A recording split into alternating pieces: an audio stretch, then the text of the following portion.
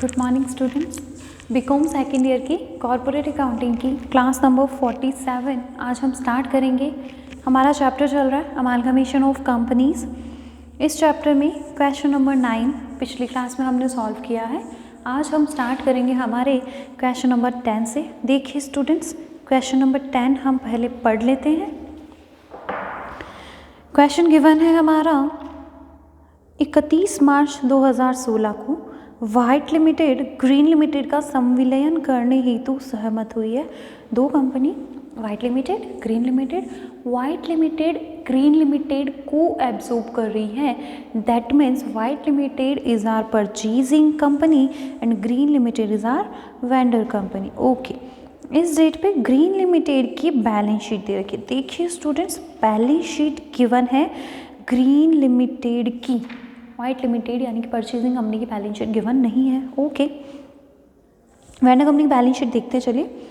Capital दे रखी है, authorise दे रखी है और इशूड एंड सब्सक्राइब्ड 6 लाख की कैपिटल है। रिजर्व्स दे रखे हैं, non current current liabilities.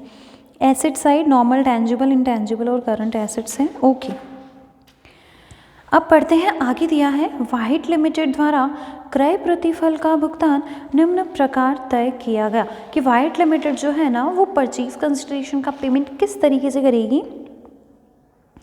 Green limited के 10 रुपये वाले प्रत्येक अंश के लिए 2.5 का नकद भुगतान किया गया। ओके, ग्रीन लिमिटेड के जितने भी शेयर्स है पर share ₹2.5 cash payment, simple. Okay, white limited के 10 रुपये वाली पूर्ण प्रदत्त 90,000 अंशों का 15 रुपये प्रति अंश मूल्य पर निर्गमन किया गया। तो वो क्या कर रही, देखिए दो तरीके से हो गया ना परचेज कंसिडरेशन। एक तो कैश हो गया और दूसरा इन शेयर्स हो गया। कैश कितना, तो पर शेयर 2.5 और शेयर्स कितने, तो टोटल शेयर सीधे ही बता दिए 90,000 shares of ₹10 each, issued at ₹15 each. इस हिसाब से हम अपना परचेज कंसिडरेशन फाइंड आउट कर लेंगे। दोनों इन्फॉर्मेशन है, इन केस इन शेयर्स कितना कितना क्या क्या। आगे देखिए, आगे हमें बोला है यह तय हुआ कि वाइट लिमिटेड द्वारा 100 रुपये वाले इतने 14% ऋण पत्रों का 96% मूल्य पर निर्गमन किया जाए कि ग्रीन लिमिटेड के 12% ऋण पत्रों का 20% प्रीमियम पर भुगतान हो जाए।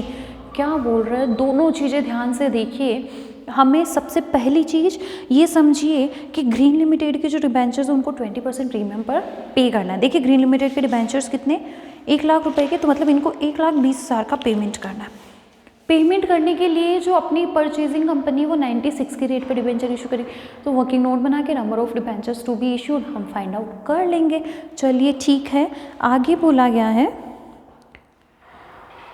तय हुए प्रतिफल का परिकलन करते समय वाइट लिमिटेड के संचालकों ने ग्रीन लिमिटेड की लैंड एंड बिल्डिंग 750 पर, प्लांट एंड मशीनरी 450 पर, स्टॉक को 142 और डेटर्स के लिए प्रोविजन फॉर बैड डेट्स आपको बनाना है, प्रोविजन फॉर डाउटफुल डेट्स 5% आयोजन करते हुए मूल्यांकन किया गया। रिवैल्यूएशन दे रखा है एसेट्स का, तो जिन जिन एसेट्स का रिवैल्यूएशन दे रखा है उन्हें हम अपनी बुक के अंदर नई वैल्यू पर लेंगे। सिंपल, जब हम परचेजिंग कंपनी की बुक्स के अंदर एंट्रीज करेंगे तो जिन एसेट्स की नई वैल्यू दे रखी है उन सभी एसेट्स को नई वैल्यू पर रिकॉर्ड किया जाएगा। अब मैम वेंडर कंपनी में इसका क्या फ़र्क आएगा, देन नो, कोई फ़र्क नहीं पड़ता। वेंडर कंपनी के अंदर रिवैल्यूएशन का कोई इफेक्ट हमें शो करना ही नहीं है। रीज़न, वेंडर कंपनी के बुक्स ऑफ अकाउंट्स को क्लोज करने, तो वेंडर कंपनी के तो जितनी भी एसेट्स हैं उन सबको बुक वैल्यू पर ही रियलाइजेशन के अंदर ट्रांसफ़र कर दिया जाएगा। तो नई वैल्यूज़ हमें गिवन है। देखिए वाइट लिमिटेड के डिबेंचर्स के बारे में बताया गया है। क्या बोला हुआ है, देखिए बोला हुआ है कि वाइट लिमिटेड के संचालकों ने उसके ऋण पत्रों के निर्गमन पर बट्टे को अपलिखित करना तय किया। ऋण पत्र डिबेंचर्स बोला हुआ था ना 96 की रेट पर डिबेंचर इशू होगा। स्टूडेंट्स 96 की रेट पर डिबेंचर इशू होने का मतलब ₹4 पर डिबेंचर का डिस्काउंट दिया जा रहा है। जैसे 100 वाली चीज़ अगर आप 120 में इशू करते हो तो सिक्योरिटीज प्रीमियम लिखते हो ना 20 का, वैसे ही 96 में अगर आप इशू कर रहे हो 100 के डिबेंचर को तो ₹4 पर डिबेंचर के हिसाब से आपको डिस्काउंट भी तो लिखना पड़ेगा। तो उस डिस्काउंट के लिए बोला गया है कि वाइट लिमिटेड यानी कि परचेजिंग कंपनी, उन्होंने क्या तय किया है कि इस डिस्काउंट को राइट ऑफ किया जाएगा, किया जाता है ना, discount on issue of debenture, discount on issue of shares, ये सब एक तरीके से फिक्टिशियस एसेट होती है, इनको राइट ऑफ किया जाता है आउट ऑफ प्रॉफिट्स। तो बिल्कुल हम कर देंगे इनको राइट ऑफ। आगे देखिए, आगे और बोल रहे हैं, ग्रीन लिमिटेड के समापन की लागत थी 5,000 रुपये, जिसका भार वाइट लिमिटेड द्वारा वहन किया गया। ग्रीन लिमिटेड के लिक्विडेशन एक्सपेंसेस थे 5,000 के, जिनको कि परचेजिंग कंपनी बियर कर रही है। तो in that case purchasing company की बुक में तो एंट्री करेंगे, लेकिन वेंडर कंपनी की बुक्स में इससे रिलेटेड कोई एंट्री होगी ही नहीं। ग्रीन लिमिटेड की पुस्तकें बंद करने के लिए खाते बनाइए और वाइट लिमिटेड की पुस्तकों में जर्नल प्रविष्टियाँ कीजिए। ओके, ग्रीन लिमिटेड की बुक्स में अकाउंट्स बनाने हैं, नेसेसरी अकाउंट्स नहीं बोला, अकाउंट्स बनाइए। दैट मीन्स ग्रीन लिमिटेड की बैलेंस शीट में जितने खाते बने हुए हैं, जितने बैलेंसेस शो हो रहे हैं, उन सब का अकाउंट बनाना होगा और 1 बाय 1 उन सबको क्लोज भी करना होगा। और जो नए अकाउंट्स बनते हैं like realisation account, equity shares in purchasing company, equity share holders, इन सारे अकाउंट्स को भी हमें बनाना है। एक एक करके सारे खाते अब हम बनाएंगे स्टूडेंट्स। सबसे पहले देखिए हम रियलाइजेशन अकाउंट बनाते हैं। समझ में आ रही है ना चीज़, हमें सारे अकाउंट्स बनाने हैं ग्रीन लिमिटेड की बुक्स के अंदर। अब उससे पहले परचेज कंसिडरेशन तो फाइंड आउट कर ले, दिया हुआ है आपको पूरा क्लियर इन्फॉर्मेशन के परचेज कंसिडरेशन है क्या। क्वेश्चन नंबर 10 देखिए, हमें परचेज कंसिडरेशन के लिए बोला ग्रीन लिमिटेड के 10 वाले एक अंश के लिए 2.5 नकद और वाइट लिमिटेड के 90,000 अंशों का 15 रुपये के हिसाब से निर्गमन। मतलब परचेज कंसिडरेशन दो फॉर्म में हो गया, calculation of purchase consideration in cash. क्या बोला हुआ है, वाइट लिमिटेड ग्रीन लिमिटेड के एक इक्विटी शेयर के लिए 2.5 देगी। तो देखेगी ग्रीन लिमिटेड के टोटल शेयर्स कितने, ग्रीन लिमिटेड के टोटल शेयर्स 6,000, 6 लाख के पेडअप कैपिटल और 10 रुपये वाले शेयर मीन 60,000 शेयर्स 2.5 के हिसाब से मीन्स ₹1,50,000, यस ₹1,50,000 ये तो हो गया in cash. In equity shares क्या बोला, 90,000 शेयर्स 15 की रेट पर means 90,000 equity shares of ₹10 each issued ₹8.15 each. Fine, 10 रुपये वाले शेयर 15 की रेट पर यानी कि 13,50,000। देन टोटल परचेज कंसिडरेशन कितना हो गया स्टूडेंट्स, 1,50,000 कैश, 13,50,000 शेयर्स के रूप में, टोटल 15 लाख रुपए परचेज कंसिडरेशन। आई चीज समझ में, सिंपल ही है ना परचेज कंसिडरेशन। तो जब हम इशू करेंगे ना परचेजिंग कंपनी की बुक्स के अंदर एंट्री करेंगे, वाई पॉइंट ध्यान में रखना, 10 वाला शेयर है 15 की रेट पर इशू है, बाकी शेयर्स कितने 90,000 और ये कैश पेमेंट। ओके, अब हम हमारी वेंडर कंपनी की बुक्स में अकाउंटिंग करेंगे in the books of Green limited vendor company. Question number 10 है, in the books of Green limited. एक एक करके अकाउंट्स बनाते जाएंगे। सबसे पहले मैं यहाँ रियलाइजेशन अकाउंट लिख रही हूँ।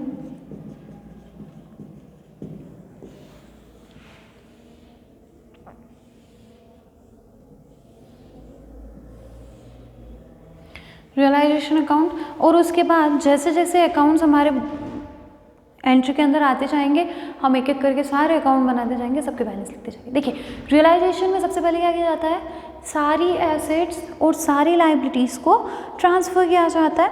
देखिए एसेट में सबसे पहला गिवन है लैंड एंड बिल्डिंग और ये गिवन है 2,30,000। देखिए लैंड एंड बिल्डिंग का रिवैल्यूएशन उन्होंने 7,50,000 पर किया, पर उससे हमें कोई फ़र्क नहीं पड़ता। हमें तो कितना लेना है, ग्रीन लिमिटेड की बुक है, इसमें तो अकाउंट क्लोज करना है, 230 से खुला हुआ है, 230 से क्लोज करेंगे। एंट्री क्या होगी, रियलाइजेशन अकाउंट डेबिट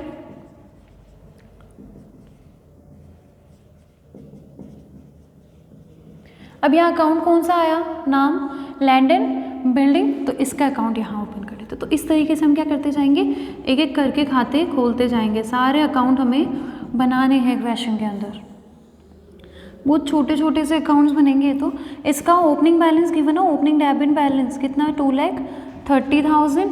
दूसरी एंट्री इधर हो जाएगी बाय रियलाइजेशन, एंट्री की ना, realization account debit to land and building 230, ये हमारा अकाउंट क्लोज। इस तरीके से अकाउंट बनाना है, बस फर्स्ट हो गया। सेकेंड एसेट हमारी गिवन है, देखिए प्लांट एंड मशीनरी 410, इसका भी रिवैल्यूएशन हुआ लेकिन उसे हमें यहाँ नहीं शो करना, यहाँ लिखेंगे टू प्लांट एंड मशीनरी। अब यहाँ हम अकाउंट बनाएंगे प्लांट एंड मशीनरी का, सेम इसी तरीके से, सिर्फ दो ही एंट्रियाँ आनी है, एक तो ओपनिंग बैलेंस की और दूसरी रियलाइजेशन में। तो यहाँ बैलेंस है इसका ओपनिंग 4,10,000 और ये सारा का सारा ट्रांसफ़र टू रियलाइजेशन, तो बाय रियलाइजेशन अकाउंट ये 4,10,000 और ये अकाउंट भी हमारा क्लोज। फिर देखिए नेक्स्ट एसेट है हमारी गुडविल 1,00,000 रुपए। देखिए यहाँ आ जाएगा 2,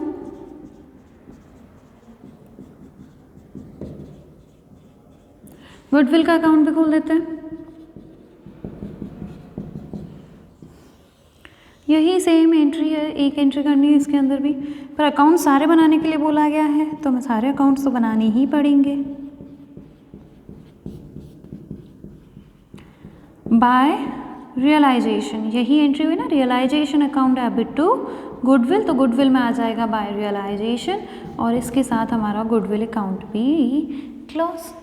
आगे देखिए, आगे स्टॉक एंड ट्रेड दे रखा है 1,68,000 से, तो यहाँ हम अब डेबिट साइड लिख देंगे रियलाइजेशन में to stock 1,68,000।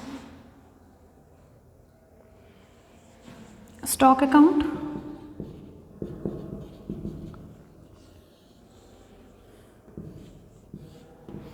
Opening balance to balance BD 1,68,000 का बैलेंस, सारा का सारा transfer to realisation account by realization account. समझ में आई चीज़? तो बस इसी तरीके से हमें अकाउंट्स प्रिपेयर करते जाना है। आगे देखिए डेटर्स अकाउंट दे रखा है 36,000, यहाँ बनाए हम,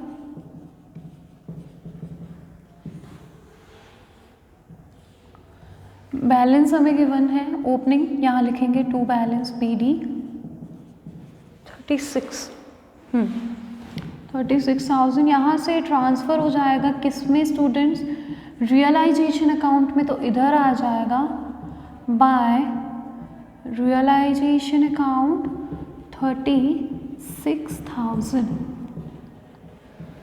यहाँ एंट्री करेंगे ना, realization account debit to debtors कितने 36,000 और फाइनली है कैश। कैश दे रखा है 56,000 टू कैश एट बैंक, ये 56,000 तो कैश एट बैंक का भी यहाँ अकाउंट बना लेते हैं।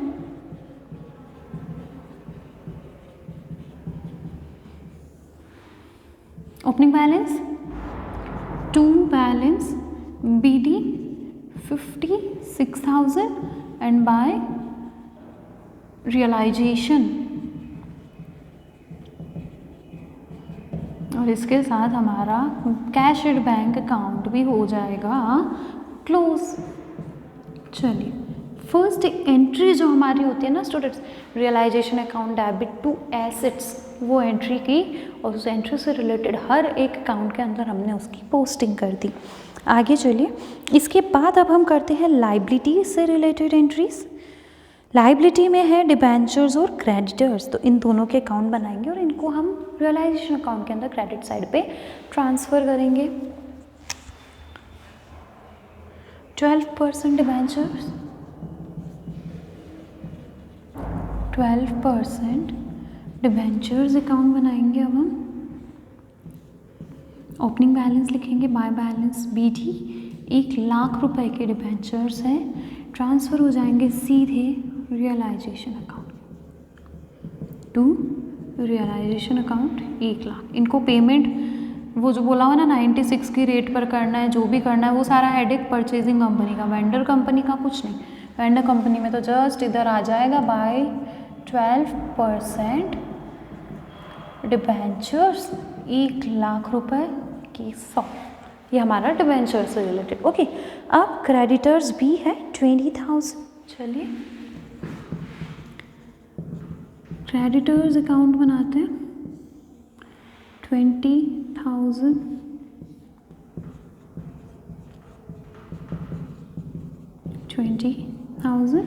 Transfer to realisation account. बहुत सिंपल, सारी एसेट्स लाइबिलिटीज़ रियलाइजेशन अकाउंट में जाती है, तो ये चलिए 20,000 के क्रेडिटर्स को भी हमने ट्रांसफ़र कर दिया, तो रियलाइजेशन में क्रेडिट साइड एंट्री आ जाएगी बाय क्रेडिटर्स अकाउंट 20,000। चलिए एसेट लाइबिलिटीज़ के बाद अब क्या आ जाता है, परचेज कंसिडरेशन ड्यू और परचेज कंसिडरेशन रिसीव।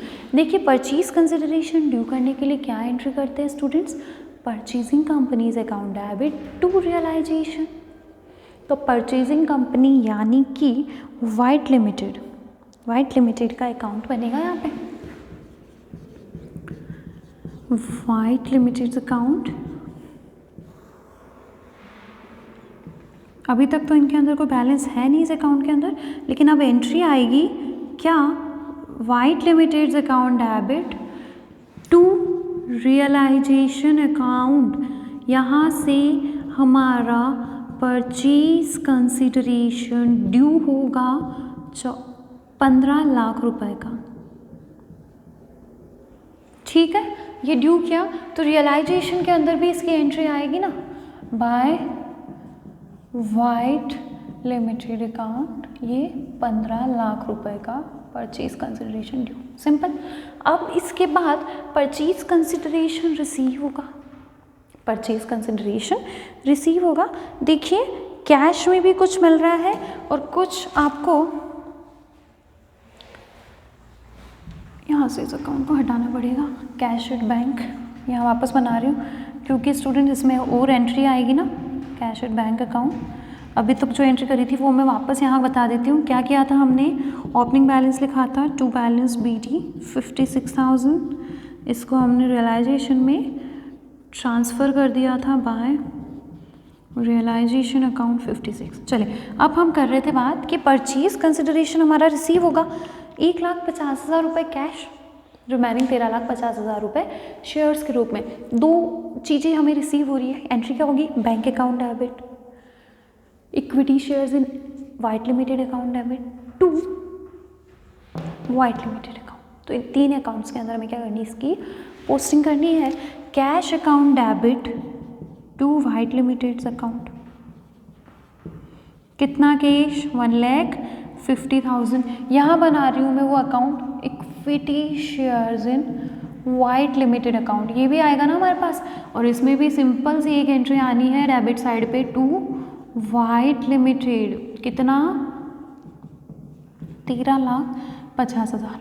यही एंट्री हुई ना, bank account debit, equity shares in White limited account debit to White limited. तो वाइट लिमिटेड में 13,50,000 की शेयर्स और 1,50,000 रुपये कैश। तो इधर एंट्री क्या हो जाएगी, by bank 1,50,000 by equity shares in White limited 13,50,000 और इसके साथ हमारा अकाउंट क्लोज।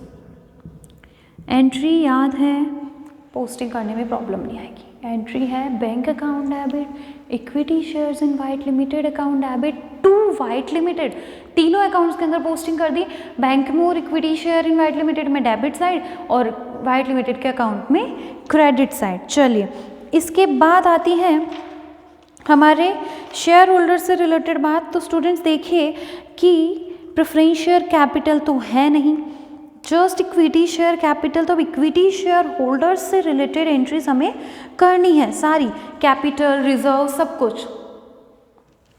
सबसे पहले यहाँ हम अकाउंट बना लें, equity share capital account, opening balance given है ना, लिखेंगे उसको भी, और जो जो अकाउंट्स बनाने एक बार वो बना लेते हैं। चलिए equity share holders account most important, बनेगा ही बनेगा हमेशा। इसके बाद जो रिजर्व्स हैं उनके भी अकाउंट बनाने ही पड़ेंगे। जनरल रिजर्व है, प्रॉफिट एंड लॉस का क्रेडिट बैलेंस है। चलिए general reserve account, credit balance of profit and loss है, तो ये हो जाएगा हमारा प्रॉफिट एंड लॉस अकाउंट। करें स्टार्ट। देखिए इक्विटी शेयर कैपिटल हमें दिया हुआ है वाइट लिमिटेड के ग्रीन लिमिटेड की बैलेंस शीट में 6 लाख रुपए का क्रेडिट बैलेंस ओपनिंग कैपिटल का, यहाँ लिखेंगे by balance BD opening balance of ₹6 lakh transfer to equity share holders account. बहुत सिंपल, कहाँ ट्रांसफर होगा इक्विटी शेयर कैपिटल का अमाउंट, इक्विटी शेयर होल्डर्स में। Equity share capital account debit to equity share holders account, ये 6 लाख रुपए का पूरा amount transferred account close. Simple. अब यहाँ हमने एंट्री करी equity share capital account debit to equity share holders, तो होल्डर्स के अकाउंट में क्रेडिट साइड पे एंट्री आ जाएगी ना, by equity share capital account, ये 6 लाख। अब इक्विटी शेयर होल्डर से रिलेटेड और जितनी अमाउंट्स होती है वो इसके अकाउंट में आती जाएगी, like general reserve, profit and loss account, इनके भी क्रेडिट बैलेंसेस हैं, ये भी आएंगे। देखिए credit balance of general reserve, opening balance लिखेंगे यहाँ पर बाय बैलेंस बीडी गिवन है। देखिए जनरल रिजर्व के अंदर balance ₹1,70,000 transfer to equity share holders account, क्या एंट्री हो जाएगी, general reserve account debit to equity share holders, तो इक्विटी शेयर होल्डर्स में क्या आ जाएगा, बाय जनरल रिजर्व 1,70,000। सिंपल। अब आगे देखें, प्रॉफिट एंड लॉस अकाउंट भी है, इसका भी ओपनिंग बैलेंस है, इसको पहले लिख देते हैं, क्रेडिट ओपनिंग बैलेंस है हमारे पास 1,10,000 का बाय बैलेंस बीडी, तो ये भी हमारा रिजर्व ही है, ट्रांसफ़र कर देंगे किसमें student, equity share holders account में। तो profit and loss account debit to equity share holders account, बस इक्विटी शेयर होल्डर से रिलेटेड सारी चीज़ें ट्रांसफ़र हो गई। तो इक्विटी शेयर होल्डर में भी आ जाएगा ना क्रेडिट साइड पे by profit and loss account, सब कुछ ट्रांसफ़र किया हमने। अब बैलेंस शीट को अगर हम देखें स्टूडेंट्स ध्यान से देखिए, हमें सबसे पहले इक्विटी शेयर कैपिटल दे रखी है, क्या हमने उसका अकाउंट क्लोज कर दिया, then yes, general reserve closed, profit and loss closed, 12% debentures closed, creditors हो गया, land and building, plant and machinery, goodwill, stock debtors, सारे अकाउंट्स क्लोज हो गए ना। अब अकाउंट जो बचे हैं ना स्टूडेंट्स, कौन कौन से, अगर हम यहाँ भी देखें, रियलाइजेशन अकाउंट बचता है, equity shares in White limited, cash account, equity share holders account, in 4 accounts के अंदर कुछ बैलेंसेस अभी भी है। अब हमें एक एक करके इन खातों को भी बंद करना है। एक तरीके से हमारी ग्रीन लिमिटेड की पूरी सारी के सारी अकाउंट्स हमारे सामने हैं। अब हमें इनमें से जो बचे हैं उनको सबको भी क्लोज करना है क्योंकि ग्रीन लिमिटेड का बिजनेस बंद हो रहा है। देखिए सबसे पहले क्लोज होगा हमारा रियलाइजेशन अकाउंट। देखते हैं रियलाइजेशन से प्रॉफिट होता है या फिर लॉस। करे टोटल यही 16,20,000। इस तरफ टोटल देखते हैं डेबिट साइड कितनी टोटल आएगी।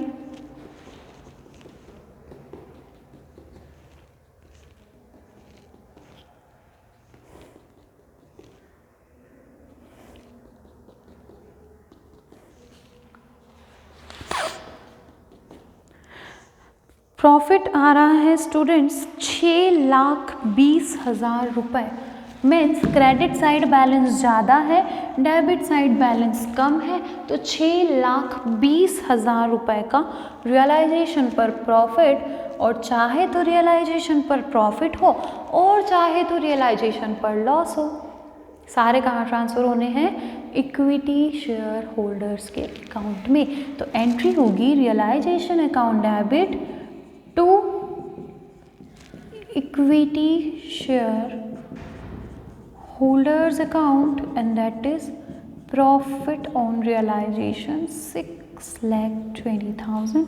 और अब इसके साथ हमारा ये अकाउंट भी हुआ close.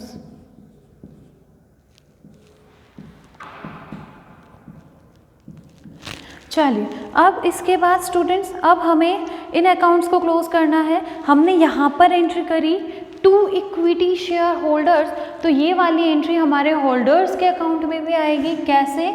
Bye realisation. Double entry system होता है, तो एक एंट्री के लिए 2 बार पोस्टिंग तो होगी ही होगी, एक अकाउंट में क्रेडिट साइड तो दूसरे अकाउंट में डेबिट साइड। अब हमें अकाउंट्स को क्लोज करना है। अब हमारे पास 3 अकाउंट्स बचे। देखिए equity share in White limited, cashier bank और इक्विटी शेयर होल्डर्स। अब ये हमारे पास है परचेज कंसिडरेशन में मिले हुए, किसको देंगे? इक्विटी शेयर होल्डर्स को। कैशियर बैंक जो भी बचा किसको दे देंगे? इक्विटी शेयर होल्डर्स को। तो फाइनल पेमेंट की एंट्री होगी, इसमें सभी अकाउंट्स के बैलेंसेस लिखे जाते हैं। तो हम लिखेंगे यहाँ पे ये भी किस में ट्रांसफ़र कर देंगे? इसका सारा balance equity share holders account में। इस अकाउंट को क्लोज करेंगे।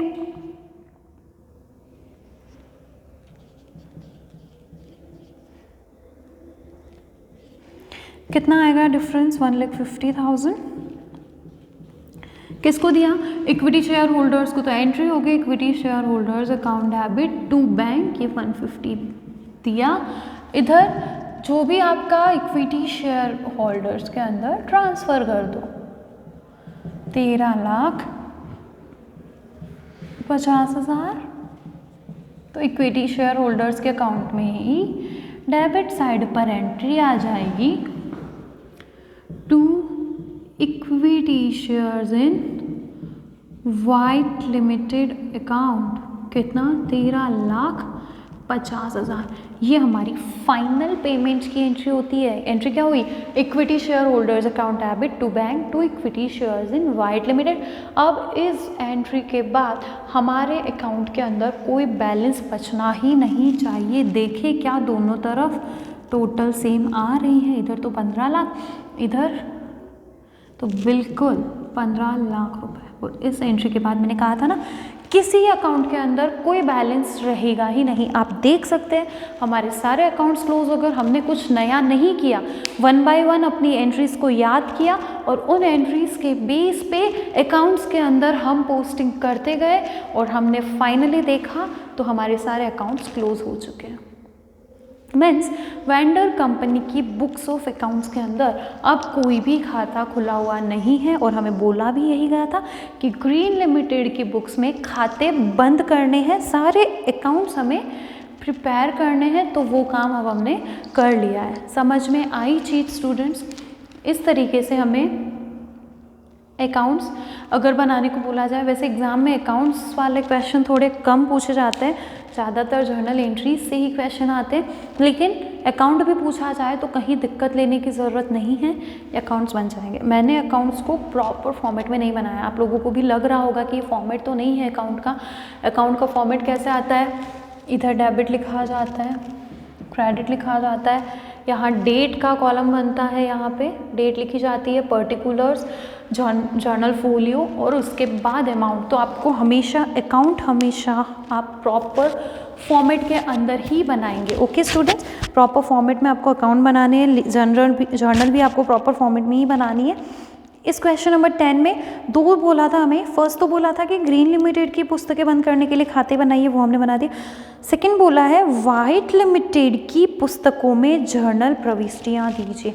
तो अब हम एंट्रीज करेंगे हमारी परचेजिंग कंपनी की बुक्स में। करें स्टार्ट? ये समझ में आएगा, नोट कर लीजिए, और नहीं करें तो आप खुद भी वापस बना सकते हैं, कोई दिक्कत नहीं है इनके अंदर। परचेजिंग कंपनी वाइट लिमिटेड, उसकी बैलेंस शीट तो बनानी नहीं है, वैसे भी हमें बैलेंस शीट दे ही नहीं रखी है वाइट लिमिटेड की, तो हम सिर्फ इन एंट्रीज के बेस पे तो बैलेंस शीट प्रिपेयर करेंगे नहीं, हम एंट्रीज करेंगे सिर्फ वाइट लिमिटेड की बुक्स में। और कुछ डिबेंचर से रिलेटेड जो वर्किंग नोट बनाना है वो नोट मैं आपको बना के बताऊंगी कि वाइट लिमिटेड को ग्रीन लिमिटेड के डिबेंचर्स के लिए कितना पेमेंट करना है और कैसे पेमेंट करना है। ठीक है, चलिए स्टार्ट करते हैं एंट्रीज करना।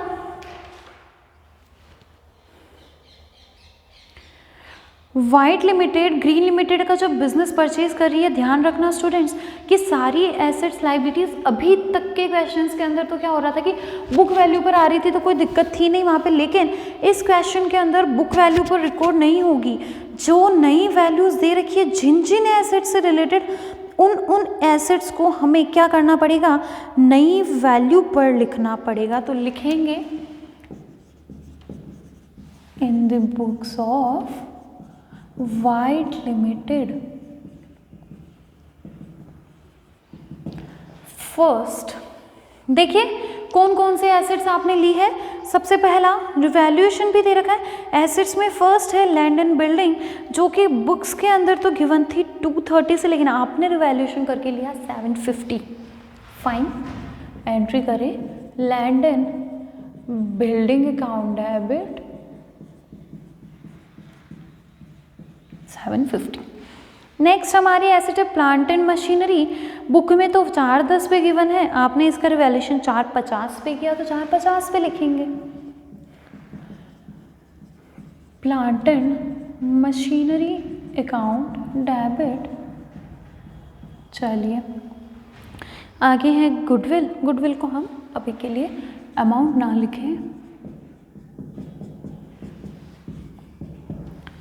इसके बाद स्टॉक गिवन है, स्टॉक का भी रिवैल्यूएशन हुआ है 1,42,000 पर, जबकि आपका स्टॉक पहले गिवन था 168। ओके फाइन, स्टॉक डेबिट 142, नई वैल्यू, ध्यान रखना बहुत अच्छे से, रिवैल्यूएशन हो रखा है तो परचेजिंग कंपनी अपनी बुक्स के अंदर वेंडर कंपनी की एसेट्स लाइबिलिटीज़ को नई वैल्यू पर ही लेगी, नई वैल्यू पर ही रिकॉर्ड करेगी। ओके, स्टॉक के बाद डेटर्स, तो डेटर्स में बोला है 5% आपको प्रोविज़न फॉर डाउटफुल डेट्स, ये आपको एक नया बनाना पड़ेगा।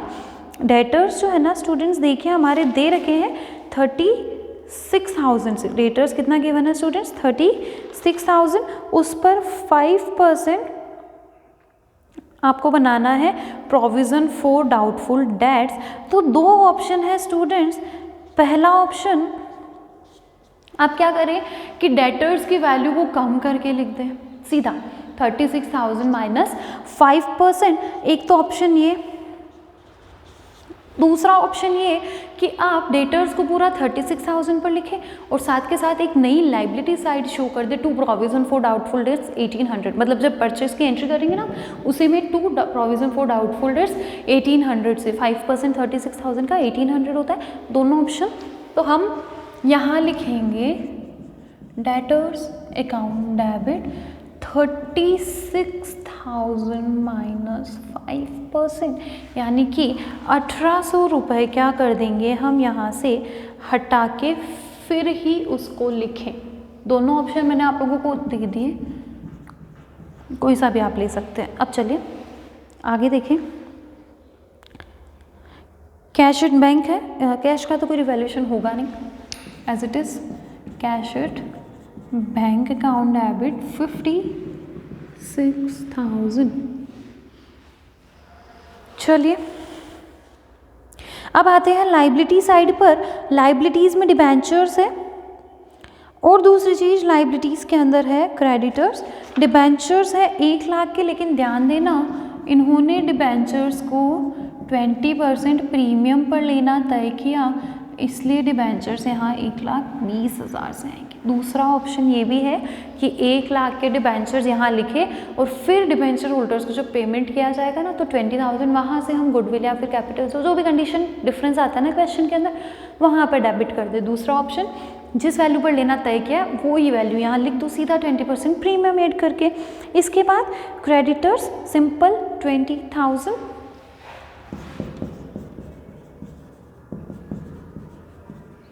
ये 20,000। Okay done. अब इसके बाद फाइनली हमारा परचेज कंसिडरेशन लिखा जाएगा to liquidators of Green limited. हमारा परचेज कंसिडरेशन 15 लाख रुपए।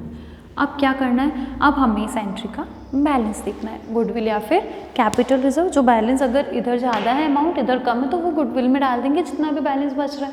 चलिए देखते हैं कितना बैलेंस बचता है।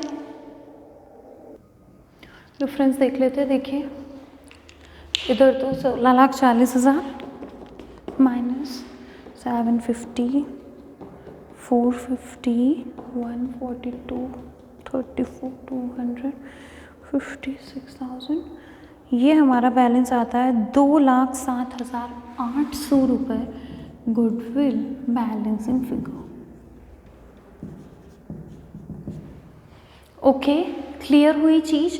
इस एंट्री में एक तो हमने यहाँ पे एज किया, दूसरा यहाँ पे 1 लाख प्लस 20% पे डिबेंचर्स को लिया है। दूसरा ऑप्शन में मैंने बता दिया 1 लाख ही लिख लो, 20,000 ना लिखो तो इसके लिए एक एंट्री अलग से और पास हो सकती है। अब इसके बाद आगे देखें, पेमेंट करेंगे। एक बार पहले परचेज कंसिडरेशन का तो पेमेंट कर ही दें। एंट्री क्या हो जाएगी, liquidators of Green limited account debit 15 lakh का पेमेंट। कैसे करना है, हमने लिखा है स्टार्टिंग में टू बैंक, आप 150 का तो नॉर्मल कैश पेमेंट कर रहे हैं, रिमेनिंग शेयर्स में दे रहे हैं। शेयर्स कितने, 90,000 shares of ₹10 each, issued at ₹15 each to equity share capital account and to securities premium account. देखिए 90,000 shares of ₹10 each, issued at ₹15 means per share 5 का प्रीमियम। ये तो हो गए 9 लाख रुपए और ये हो गए 4,50,000 रुपये। इस तरीके से हमने अपनी परचेज कंसिडरेशन का भी पेमेंट कर दिया। आई चीज़ समझ में, सिंपल था ना, जैसे जैसे बोला गया क्वेश्चन के अंदर उस हिसाब से हमने अपना पेमेंट किया। परचेज कंसिडरेशन का कैश पेमेंट 150, शेयर्स 90,000, 10 वाले 15 के रेट पर इशू, तो ₹5 का प्रीमियम हमने प्रीमियम अकाउंट में ट्रांसफर कर दिया। अब करते हैं दूसरी एंट्रीज। देखिए हमें बोला गया है लिक्विडेशन एक्सपेंसेस हुए हैं 5,000 रुपये के, जो कि वाइट लिमिटेड ने पे किए। एंट्री के अंदर हमारे पास गुडविल आया है, लिक्विडेशन एक्सपेंसेस की एंट्री। अगर परचेजिंग कंपनी वेंडर कंपनी के लिक्विडेशन एक्सपेंसेस पे करती हैं तो वेंडर कंपनी के उन लिक्विडेशन एक्सपेंसेस के लिए बिजनेस परचेज करते टाइम गुडविल या कैपिटल रिजर्व जो भी अकाउंट खुलता है उसके थ्रू एंट्री होती है। हमारा गुडविल अकाउंट आया है तो एंट्री क्या हो जाएगी, डेबिट हम कर देंगे गुडविल को, कितना 5,000, और पेमेंट किया है तो टू बैंक कितना 5,000। डन। अब आगे एंट्री करनी है हमें। देखिए स्टूडेंट्स, डिबेंचर होल्डर से रिलेटेड ओके क्या बोला गया था, ये जो 1,20,000 के डिबेंचर्स है ना उन कंपनी के, मतलब है तो 1 लाख के लेकिन हम उनको 20% प्लस करके पे कर रहे हैं। इन 1,20,000 के लिए ये कंपनी वाइट लिमिटेड अपने शेयर्स को 96 की रेट पर इशू कर रही है। एक बनाते हैं छोटा सा working note, number of debentures to be issued by White limited. देखिए टोटल आपको 1,20,000 रुपीज़ के लिए पेमेंट करना है और एक डिबेंचर आप इशू करेंगे 96 के रेट पर। सिंपल। तो इशू कितने हो रहे हैं? 1250 debentures of ₹100 each issued at ₹96 each. ये होगा। आ रही है ना चीज़ समझ में? 100 वाला डिबेंचर 4 रुपए के डिस्काउंट पर इशू होगा। एंट्री क्या करेंगे? देखिए ये जो वाइट लिमिटेड इशू कर रही है इनके डिबेंचर्स होंगे 14%। ठीक है। एंट्री क्या होगी? ये 12% डिबेंचर की लायबिलिटी को कैंसिल करेंगे। 12% डिबेंचर्स, ये किसके डिबेंचर थे? हमारी ग्रीन लिमिटेड के। इनको हमें 1/20 का पेमेंट करना है। उसके लिए हम अपने 14% डिबेंचर्स इशू करेंगे 1,25,000 रुपए के। 1250 डिबेंचर्स 100 रुपए के 1,25,000। इसके अलावा स्टूडेंट्स हमें ये डिबेंचर्स को डिस्काउंट पर इशू करना है। तो डिस्काउंट क्या हो जाएगा? Debit discount on issue of debentures account debit 1250 debenture, एक डिबेंचर पर 4 रुपए का डिस्काउंट यानी कि 5,000 रुपये। और ये हमारी एंट्री। आई बात समझ में? क्लियर हो रहा है ना? क्लियर हो रही है ना चीज़ें?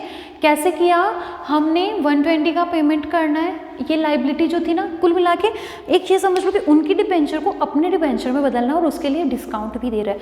तो उनके डिबेंचर्स थे 1/20 के, उनको डेबिट करके उनको ख़त्म किया। उसके बदले अपने 1250 नए डिबेंचर इशू करने कर दिए। 5 रुपये पर 4 रुपये पर डिबेंचर डिस्काउंट था तो हमने डिस्काउंट को भी लिख दिया। एक लाइन बोली हुई थी क्वेश्चन में, देखिए कि वाइट लिमिटेड के संचालकों ने उसके ऋणपत्रों के निर्गमन पर बट्टे को अपलिखित करना तय किया। Discount on issue of debentures को राइट ऑफ करना है। स्टूडेंट्स राइट ऑफ किससे होता है? रिजर्व से होता है, प्रॉफिट से होता है। अब वाइट लिमिटेड का कोई रिजर्व, कोई प्रॉफिट, ये तो अगर उनकी बैलेंस शीट होती तो ना हमारे पास होता। इन एंट्रीज से क्या कोई ऐसी चीज सामने आ रही है जिससे हम राइट ऑफ कर सके? देन यस, सिक्योरिटीज प्रीमियम, प्रतिभूति प्रीमियम खाते के जो प्रयोग हमने पढ़े थे उनमें एक था ऋण पत्रों के निर्गमन पर दिए गए बट्टे को अपलिखित करने में आपके सिक्योरिटीज प्रीमियम का यूज हो सकता है। To write off discount on issue of debentures और discount on issue of shares we can utilise securities premium. तो यहाँ पर हमारे पास सिक्योरिटीज प्रीमियम भी है, discount on issue of debentures को राइट ऑफ भी करना। तो चलिए करते हैं। कैसे? डिस्काउंट है डेबिट, राइट ऑफ करने के लिए करेंगे क्रेडिट, और डेबिट क्या हो जाएगा? हमारा सिक्योरिटीज प्रीमियम। इससे सिक्योरिटीज प्रीमियम का कुछ पार्ट यहाँ पर यूटिलाइज हो जाएगा। Securities premium account debit to discount on issue of debentures account, ये 5,000 का डिस्काउंट राइट ऑफ हो गया। Is that clear? 100%। इससे अब हमारे सिक्योरिटीज प्रीमियम 4,45,000 का बैलेंस बचा और डिस्काउंट पूरी तरह राइट ऑफ हो गया। और इसी के साथ ये क्वेश्चन हमारा कंप्लीट। आई समझ में बातें? पहले हमने ग्रीन लिमिटेड के सारे अकाउंट्स बनाए, अच्छे से समझ में आ गया था वो। अब हमने वाइट लिमिटेड की बुक्स में एंट्रीज करी, बिजनेस परचेज की। ये वाला पॉइंट यहाँ पे थोड़ा डिफरेंट था और ये वाला भी, इनको हमने लिखा, पेमेंट किया, बहुत सिंपल लिक्विडेशन एक्सपेंसेस पे किए। ये हमारा डिस्काउंट डिबेंचर से रिलेटेड पूरा नोट बना के प्रॉपर किया और फाइनली डिस्काउंट को हमने राइट ऑफ कर दिया। आई थिंक ये क्वेश्चन आप लोगों को 100% अब क्लियर होगा। आगे क्वेश्चन नंबर 11 से हम नेक्स्ट क्लास में कंटिन्यू करेंगे। Thank you.